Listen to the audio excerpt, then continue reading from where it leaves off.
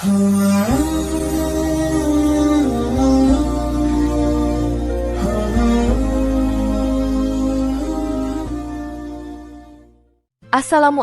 warahmatullahi wabarakatuh.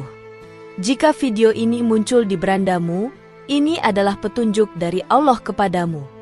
Setidaknya sempatkan menulis sholawat kepada Rasulullah Shallallahu Alaihi Wasallam di kolom komentar. Insya Allah bisa menjadi bukti kecintaan kita untuk mendapat syafaat kelak di akhirat. Dan saya ucapkan banyak terima kasih kepada para sahabatku semua yang telah like, komentar, dan subscribe channel ini. Saya doakan, semoga tetap dalam keadaan sehat walafiat dan selalu diberikan rezeki yang berlimpah oleh Allah Subhanahu wa Ta'ala. Amin ya Rabbal Alamin. Saudara-saudaraku yang dirahmati Allah, istighfar adalah salah satu bentuk penghambaan dan taubat yang sangat dianjurkan dalam Islam.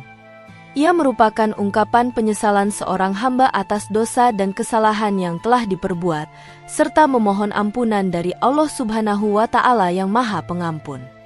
Dalam Al-Quran dan hadis, banyak sekali keutamaan istighfar yang disebutkan, salah satunya adalah menjadi sebab turunnya rahmat, terbukanya pintu rezeki, dan diangkatnya derajat seseorang di sisi Allah. Namun, tidak semua istighfar langsung dikabulkan oleh Allah Subhanahu wa Ta'ala. Terdapat golongan-golongan manusia yang istighfarnya tidak diterima atau bahkan ditolak karena dosa dan maksiat yang mereka lakukan belum disertai dengan taubat yang sebenarnya. Mereka terus-menerus dalam perbuatan dosa, bahkan ada yang tidak merasa bersalah sedikit pun, sehingga istighfar yang mereka ucapkan tidak memiliki makna sejati. Di video kali ini, kita akan membahas 5 golongan manusia yang istighfarnya ditolak oleh Allah Subhanahu wa Ta'ala menurut pandangan Islam berdasarkan Al-Quran dan hadis. 1. Manusia yang melakukan perselingkuhan serta perzinahan. Perzinahan merupakan salah satu dosa besar yang sangat ditegaskan larangannya dalam Islam. Allah Subhanahu wa Ta'ala berfirman agar kita tidak mendekati zina, karena ia adalah perbuatan keji dan jalan yang sangat buruk. Kata, jangan mendekati, menunjukkan bahwa bukan hanya perbuatan zina itu sendiri yang dilarang, tetapi juga segala bentuk aktivitas yang bisa mengarah kepada zina, seperti bersentuhan tanpa mahram, berdua-duaan di tempat sepi, dan percakapan yang menimbulkan syahwat. Perselingkuhan juga termasuk dalam kategori ini, karena mengkhianati ikatan suci pernikahan dan melanggar amanah yang telah disepakati antara dua insan. Rasulullah Shallallahu Alaihi Wasallam menyampaikan dalam hadis bahwa iman seseorang tercabut saat dia melakukan zina dan baru kembali setelah ia berhenti dari perbuatan itu. Ini menunjukkan bahwa perzinahan tidak hanya melukai kehormatan pribadi dan sosial, tetapi juga merusak keimanan. Dalam hadis lain, Rasulullah menyebut bahwa orang yang berzina dalam keadaan belum menikah harus dicambuk 100 kali dan diasingkan, dan bagi yang sudah menikah hukumannya lebih berat. Semua ini menunjukkan betapa besarnya dampak dosa zina terhadap kehidupan spiritual dan sosial umat Islam. Perzinaan menodai kesucian diri, keluarga, dan masyarakat.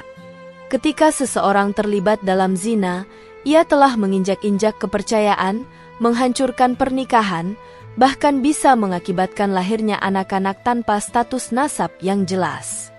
Anak-anak ini rentan terhadap diskriminasi dan kehilangan hak-hak sosialnya.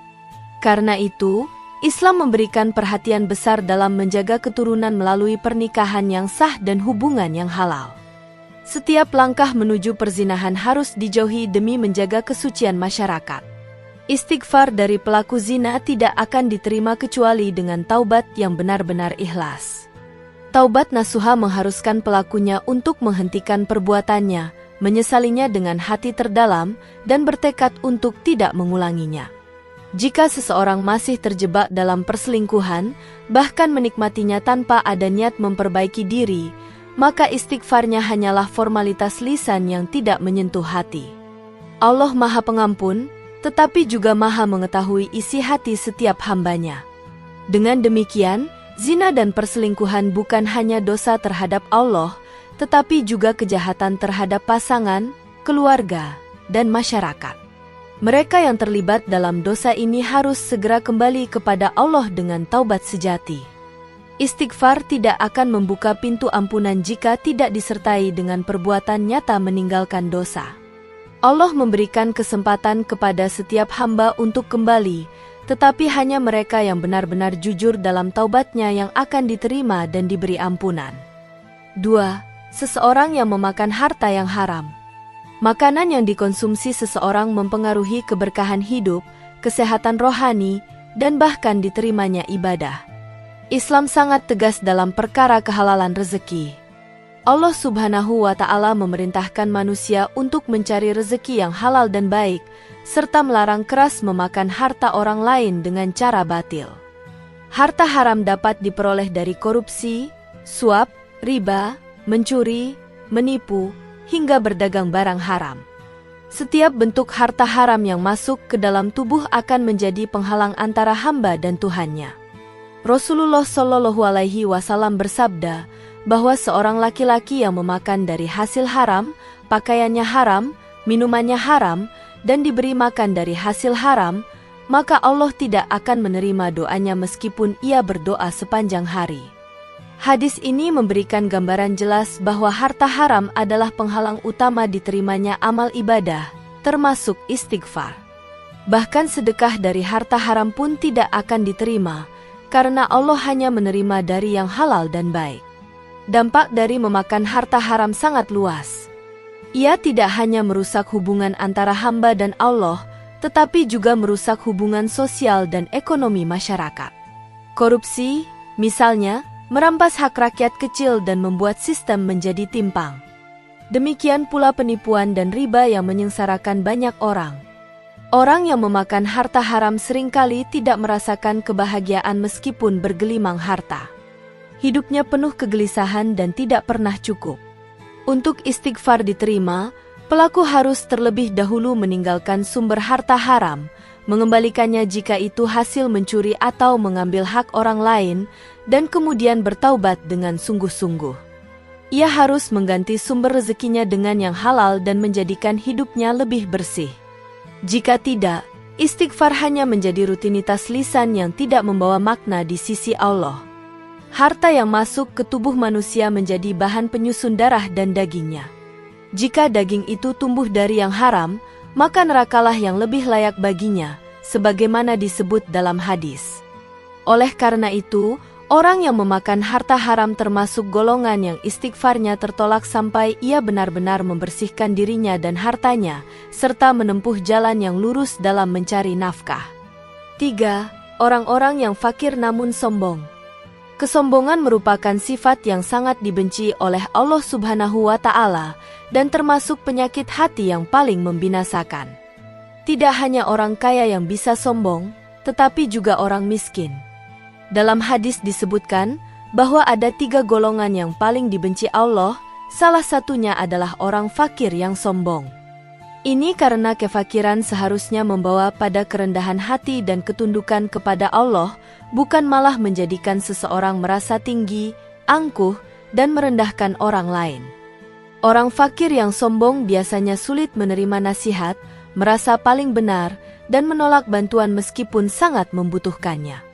Padahal, Islam mendorong orang fakir untuk tetap bersabar, tawadu, dan menggantungkan harapan kepada Allah. Ketika ia menolak nasihat dan enggan memperbaiki diri, maka ia sedang menutup pintu-pintu rahmat. Istighfar dari orang yang sombong tidak akan pernah sampai kepada Allah, karena hatinya keras dan tidak mengakui kelemahannya di hadapan Sang Pencipta. Kesombongan adalah sifat iblis yang menolak perintah Allah untuk sujud kepada Adam karena merasa dirinya lebih baik. Maka, siapapun yang meniru sifat iblis, termasuk fakir yang sombong, berarti sedang menjauhkan diri dari sifat hamba sejati. Dalam Al-Quran, Allah menyatakan tidak menyukai orang-orang yang sombong dan membanggakan diri.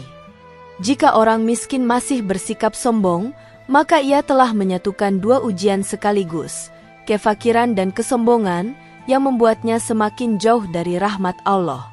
Sikap seperti ini akan menjadikan istighfar yang dia panjatkan sebagai bentuk kemunafikan, karena lisan dan hati tidak sejalan. Ia seolah memohon ampun, tetapi tidak mengakui kesalahan dan kelemahannya. Bahkan, bisa jadi ia justru menyalahkan keadaan dan mencibir orang yang diberi kelapangan rezeki oleh Allah. Sementara itu, Allah hanya mencintai hamba-hamba yang tawadu dan mengakui kesalahan mereka. Oleh karena itu, penting bagi setiap orang, terlebih yang dalam keadaan sulit, untuk menjadikan dirinya rendah hati dan penuh harap kepada Allah. Kesombongan, baik dalam kaya maupun miskin, adalah penghalang ampunan. Allah hanya menerima istighfar dari hati yang tunduk dan penuh kesadaran akan dosa. Maka, orang fakir yang sombong tergolong orang yang istighfarnya ditolak karena hatinya tertutup dari cahaya hidayah. 4. Para pemimpin yang suka berbohong kepada rakyatnya. Kepemimpinan dalam Islam bukan sekadar posisi kehormatan atau kekuasaan, melainkan amanah besar yang akan dimintai pertanggungjawaban langsung di hadapan Allah Subhanahu wa Ta'ala. Rasulullah Shallallahu Alaihi Wasallam bersabda bahwa setiap kalian adalah pemimpin dan akan dimintai pertanggungjawaban atas kepemimpinannya. Seorang pemimpin wajib berlaku adil, jujur, dan transparan dalam mengatur urusan rakyatnya. Jika ia berbohong, menipu, atau menyembunyikan kebenaran demi keuntungan pribadi, maka ia telah mengkhianati amanah tersebut dan menjauh dari sifat-sifat kepemimpinan yang diajarkan oleh Rasulullah. Bohong merupakan salah satu ciri utama kemunafikan, sebagaimana disebutkan dalam hadis bahwa tanda orang munafik itu ada 3. Jika berbicara dia berdusta, jika berjanji dia mengingkari, dan jika diberi amanah dia khianat. Ketika seorang pemimpin terus-menerus berdusta kepada rakyat, dia tidak hanya menghancurkan kepercayaan publik, tetapi juga merusak struktur sosial dan melemahkan sendi-sendi keadilan. Kejahatan seperti ini berdampak luas dan dapat menjerumuskan banyak orang ke dalam penderitaan serta kesesatan. Allah Subhanahu wa Ta'ala berfirman bahwa orang-orang yang memutarbalikkan fakta dan menyembunyikan kebenaran dari manusia akan dilaknat dan dijauhkan dari rahmat-Nya. Rasulullah juga memperingatkan dalam hadis bahwa pemimpin yang menipu rakyatnya tidak akan mencium bau surga, meskipun baunya tercium dari jarak yang sangat jauh. Hal ini menjadi peringatan keras bagi siapapun yang diberi amanah kepemimpinan agar tidak bermain-main dengan kebenaran. Istighfar dari pemimpin yang suka berbohong tidak akan diterima kecuali dia meninggalkan kebohongan itu, memperbaiki kejujurannya, dan meminta maaf secara terbuka kepada rakyatnya jika telah melakukan kezoliman atau penipuan. Selama kebohongan masih terus dilakukan, maka istighfar hanyalah sekadar lafaz kosong yang tidak bernilai di sisi Allah. Karena bagaimana mungkin seseorang meminta ampunan dari Allah sementara ia terus-menerus mengulangi dosanya dan tidak ada keinginan memperbaiki kerusakan yang ditimbulkan. Karena itu, seorang pemimpin yang beriman hendaknya menjadikan Rasulullah Shallallahu Alaihi Wasallam sebagai teladan utama. Beliau adalah pemimpin yang paling jujur, amanah, dan adil dalam setiap perkataan maupun tindakannya. Kepemimpinan adalah ladang pahala atau neraka, tergantung bagaimana ia memperlakukan rakyatnya. Maka jika pemimpin tidak jujur, suka berdusta, dan tidak amanah, maka istighfarnya tertolak sampai ia benar-benar bertaubat dengan kesungguhan, memperbaiki segala kebohongannya, dan menjalankan tanggung jawabnya sesuai dengan ketentuan Allah dan Rasul-Nya. 5. Wanita yang menggunakan pakaian yang tidak sesuai dengan syariat Islam. Pakaian dalam Islam bukan sekadar penutup tubuh, melainkan juga simbol ketaatan, kesucian, dan penghormatan terhadap diri sendiri dan ajaran agama. Wanita muslimah diperintahkan oleh Allah Subhanahu wa Ta'ala untuk menutup aurat dengan pakaian yang longgar, tidak transparan, tidak membentuk tubuh, dan tidak menyerupai pakaian laki-laki. Ketika seorang wanita dengan sengaja memakai pakaian yang memperlihatkan aurat, menonjolkan tubuh, atau menarik perhatian lelaki non-mahram, maka ia telah menyimpang dari tuntunan syariat. Rasulullah Shallallahu Alaihi Wasallam bersabda bahwa akan datang suatu zaman ketika wanita berpakaian tetapi seperti telanjang. Mereka berpakaian tipis, ketat, dan menggoda. Beliau mengatakan bahwa wanita seperti ini tidak akan masuk surga dan tidak akan mencium bau surga, padahal bau surga tercium dari jarak yang sangat jauh. Hadis ini menunjukkan betapa besar dosanya wanita yang berpakaian tidak sesuai dengan syariat Islam, karena selain ia bermaksiat secara pribadi, ia juga mengundang maksiat dari orang lain yang melihatnya. Pakaian yang tidak syar'i menjadi penyebab hilangnya rasa malu dan rusaknya akhlak dalam masyarakat. Ketika wanita mengumbar aurat, maka ia menjadi objek syahwat di mata laki-laki, dan ini menjadi pintu terbuka bagi dosa lain seperti zina, pandangan haram, hingga pelecehan seksual. Islam menjaga perempuan dengan syariat hijab bukan untuk membatasi gerak, tetapi untuk memuliakan dan melindungi mereka dari kerusakan moral yang lebih luas. Allah memerintahkan agar wanita menundukkan pandangan dan menjaga kehormatannya. Wanita yang tetap berpakaian dengan gaya yang tidak islami, meskipun ia sering membaca istighfar, maka istighfarnya tertolak selama ia tidak menunjukkan niat untuk meninggalkan kebiasaan tersebut. Allah melihat hati, tetapi juga perbuatan. Istighfar tidak akan bernilai tanpa perubahan sikap dan komitmen terhadap perintah Allah. Jika seseorang benar-benar menyesal dan ingin memperbaiki diri, maka langkah pertama adalah dengan menutup auratnya secara benar dan menjaga perilaku serta sikapnya. Ketaatan kepada Allah dalam urusan pakaian merupakan bentuk ibadah yang tampak.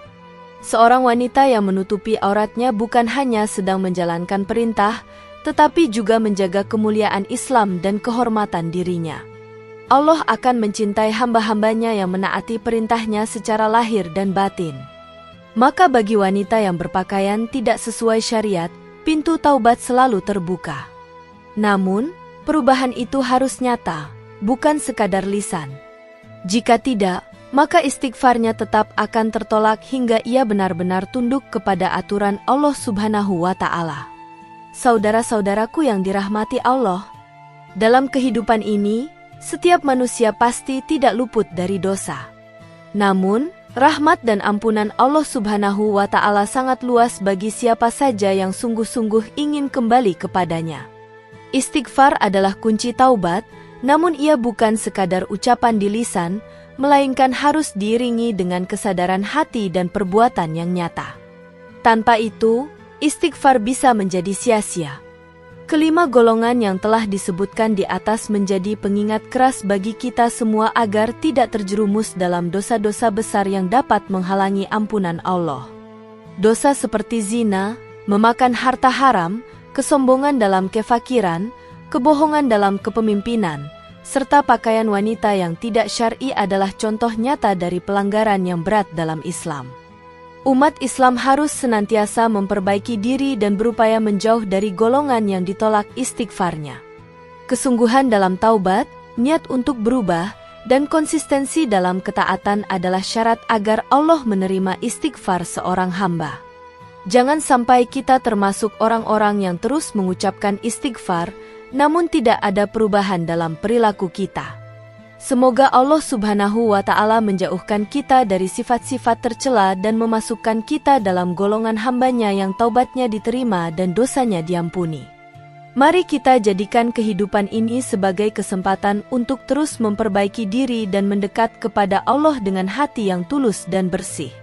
Demikian yang dapat saya sampaikan, semoga yang menyimak video ini sampai akhir terhindar dari neraka dan dimasukkan ke dalam surganya.